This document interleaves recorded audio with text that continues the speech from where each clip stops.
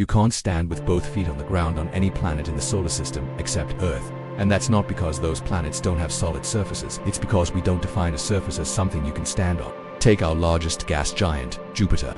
You can never stand on it, but it has a solid surface, or does it?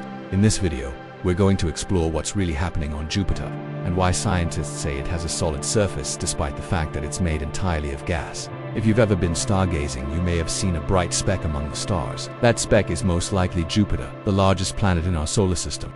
As far as we know, only Earth has a solid, well-defined surface. The rest of the planets are all balls of rock or gas with an atmosphere surrounding them. But there's more variation in these atmospheres than just solid, liquid, and gas. They exist in various states of matter, depending on the pressure and temperature. Take Saturn, for example. At its core, the pressure is so great that it squeezes hydrogen into a form of ice. This ice is so dense that it behaves like a metal and conducts electricity. It surrounds a rocky core. But since the core isn't exposed to the vacuum of space, we don't consider it a real surface. On the other hand, Saturn's atmosphere has no solid liquid or ice, just gas. And we're not talking about your standard gas here. We're talking about gas under tremendous atmospheric pressure. This means that while you could technically stand on Saturn, you wouldn't be standing on anything solid. You'd be standing in something similar to the air around us on Earth, only much more dense.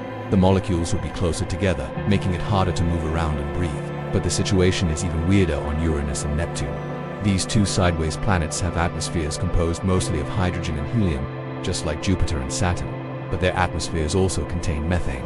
Methane absorbs red light and reflects blue and green, giving the planets their beautiful iconic colors. But methane also makes the atmospheres of Uranus and Neptune a little less dense and more like a liquid. Still, the pressure is high enough to make breathing extremely difficult. Now let's get back to Jupiter. Like the other gas giants, it has an atmosphere made mainly of hydrogen and helium, but Jupiter has a lot more helium than Saturn.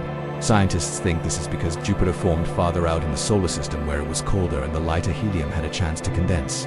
As the planet migrated inward toward its current position, the heat from the sun kept the helium in a gaseous state, but it still formed a layer at the bottom of the atmosphere. This means that if you were to visit Jupiter, you'd find it a lot harder to breathe than the other planets because of the low oxygen content, and the helium wouldn't help you breathe any better, since it doesn't support combustion. But the real problem is that the surface of Jupiter isn't a nice clear boundary between the atmosphere and the planet's interior. Instead, it's a gradual transition from gas to liquid to solid, and we haven't even mentioned the most intense part of Jupiter's atmosphere yet, the Great Red Spot. This massive storm has been raging on Jupiter for hundreds of years, maybe even thousands. It's large enough to swallow Earth's whole, and it's so powerful that it affects the planet's atmosphere for miles. But let's start at the top of Jupiter's atmosphere. There's a lot of ammonia ice floating around, which forms clouds and fuels the intense thunderstorms that litter the planet. But as you go deeper into Jupiter's atmosphere, the pressure starts to increase and the temperature starts to rise. Eventually, the ammonia condenses into a liquid and mixes with water vapor. This creates a thick, creamy haze that hides what lies beneath. As you descend further into Jupiter, the pressure and temperature continue to climb until they reach around 200 degrees Celsius.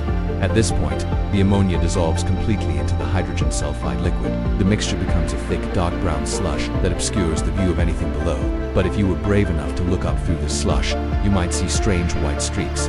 These are gigantic ice crystals of ammonia that form in the upper layers of the atmosphere and fall all the way down to the planet's core. They're so big that they're visible from Earth with a good telescope, and while they're falling, they create the beautiful white bands that encircle Jupiter's equator. As you keep going down, the pressure and temperature rise even more. The slush becomes a dark red liquid, then it turns black as more hydrogen sulfide dissolves.